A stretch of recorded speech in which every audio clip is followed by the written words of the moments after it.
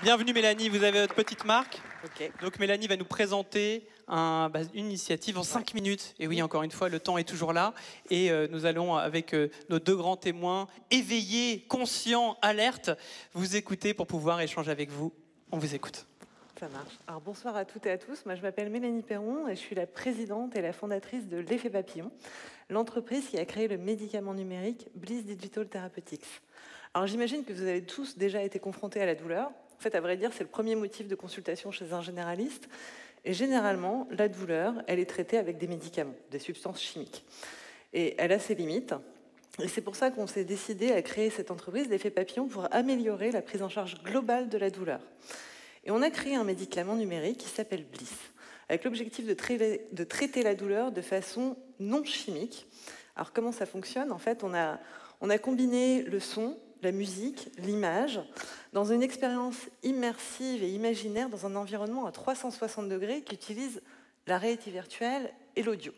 Alors concrètement, ça veut dire que le patient est immergé dans un casque audio et vidéo, dans un monde un petit peu imaginaire, assez éloigné de la réalité. Et ce sont les professionnels de santé, les soignants, les médecins, les infirmières qui le proposent aux patients avant un examen douloureux invasif. Alors j'imagine que vous avez tous été déjà chez le chirurgien dentiste, au bloc opératoire, des moments où on a peur, où on a mal. Et concrètement, il est proposé juste avant ce moment-là. Et Bliss permet de réduire la consommation médicamenteuse, parfois même de complètement la supprimer. Donc les antidouleurs peuvent être supprimés avec Bliss. Et comme il a été pensé sans aucun langage, donc on arrive dans cet état hypnotique, en fait, sans aucun langage et sans aucun exercice, et le patient est déconnecté de sa réalité et de sa douleur. Et on a voulu aller encore plus loin, en fait, parce qu'on a décidé que ce médicament numérique devait bénéficier au plus grand nombre. Donc on a décidé de l'évaluer comme un médicament à part entière. Donc depuis le début, en fait, on fait des études cliniques où on évalue Bliss face au médicament. Et on en est maintenant super fiers parce qu'on a travaillé pendant 10 ans sur ce système-là avec des médecins, avec des chercheurs, avec des psychologues. Et vous allez dire comment on arrive à une idée comme ça, en fait, par le vécu. Moi, je suis douloureuse chronique, donc ça fait longtemps que je m'intéresse à la prise en charge de la douleur, mais le déclencheur, en fait, c'est quand je suis devenue proche de patient et que mon compagnon est tombé malade d'une leucémie. Et que j'ai découvert toute la prise en charge extrêmement invasive en fait, d'un patient atteint de leucémie. Et je suis aussi très vite découvert en fait, les limites des médicaments, toutes les interactions médicamenteuses que ça pouvait apporter, mais aussi les limites de la prise en charge globale. Donc c'est en travaillant justement pendant 10 ans de façon assez importante avec toutes ces équipes qu'on a imaginé un premier prototype en fait, qu'on a créé il y a déjà plus de 10 ans, et on l'a évalué au fur et à mesure pendant de nombreuses années avec des patients, avec des médecins, pour arriver à une forme maintenant, on en est 10 ans plus tard à la 3e version du dispositif, qui est complètement industriable et déployable partout. Il est présent dans un peu plus de 80 établissements hospitaliers et EHPAD, donc il est utilisé au quotidien pour traiter la douleur des patients. On a traité plus de 100 000 patients en fait, avec ce dispositif.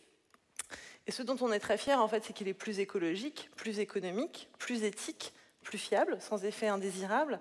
Et on a pu cette année en fait, passer un cap extrêmement important, c'est qu'on a pu présenter notre première étude clinique multicentrique de phase 3. Alors c'est un peu barbare, mais en fait ça veut dire que c'est le plus haut niveau d'exigence en études cliniques pour évaluer un dispositif non médicamenteux face aux médicaments sur des biopsies de moelle osseuse, qui est un examen assez invasif.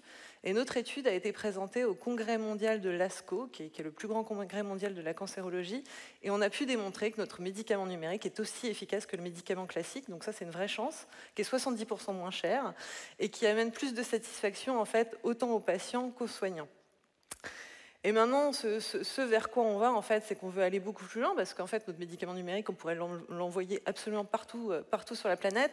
Et on est sur un sujet, la douleur, en fait, on en entend parler, ça fait partie absolument de tous les symptômes. C'est pas une maladie, mais c'est dans tous les symptômes de toutes les maladies. Et on est sur un enjeu de santé publique majeur, parce qu'on a la crise des opioïdes aux États-Unis. On n'est pas encore complètement touché comme ça en France, mais on a un vrai problème sur le mésusage du médicament. Et nous, c'est notre défi, en fait. On a envie de devenir le leader de ce médicament numérique pour mieux traiter la douleur des patients. Donc, si l'envie vous prend de nous accompagner dans cette mission de santé publique et de nous aider, n'hésitez pas à nous contacter parce qu'on a plein de choses à faire et on pense que c'est grâce à l'intelligence collective et à la force de tous qu'on va arriver à amener ce médicament auprès du plus grand nombre de patients. Merci beaucoup.